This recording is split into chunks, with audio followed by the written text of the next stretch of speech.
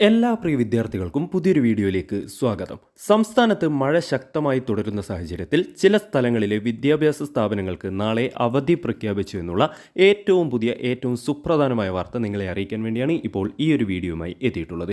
വീഡിയോയിലേക്ക് പോകുന്നതിന് മുമ്പ് വിദ്യാഭ്യാസപരമായ വാർത്തകളും അവധി അറിയിപ്പുകളും ഏറ്റവും വേഗത്തിൽ ഏറ്റവും കൃത്യമായി അറിയുന്നതിനായി ഈ ചാനൽ സബ്സ്ക്രൈബ് ചെയ്ത് വെക്കാൻ ഓർമ്മിക്കുക.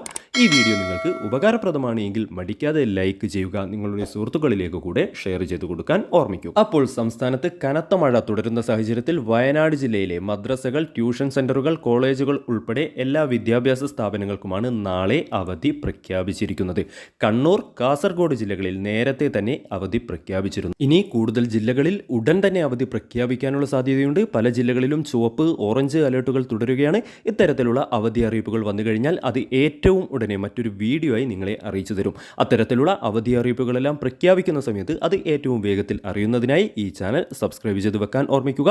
മാത്രമല്ല നമ്മുടെ വാട്സപ്പ് ഗ്രൂപ്പ് വഴിയും ഇൻസ്റ്റഗ്രാം പേജ് വഴിയും നിങ്ങൾക്ക് അവധി അറിയിപ്പുകൾ കൃത്യമായി അറിയാൻ സാധിക്കും. അതിനായി രണ്ടിൻ്റെയും ലിങ്ക് താഴെ ഡിസ്ക്രിപ്ഷനിലും ഫസ്റ്റ് കമൻറ്റായും നൽകിയിട്ടുണ്ട്.